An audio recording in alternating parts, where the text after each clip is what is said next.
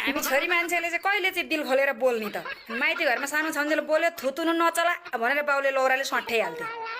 अलि ठुलो भएर बोल्न थाले माग्न आउँदैनन् चोथाले रहेछ भन्छन् चुप बोल्नु हुँदैन भन्ने गाली गरे बोल्न दिएन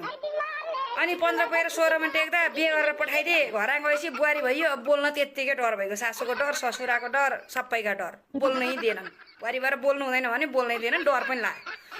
अनि छोरछोरी जन्मे अनि के बोल्नु छोरछोरीकै रुवाबासी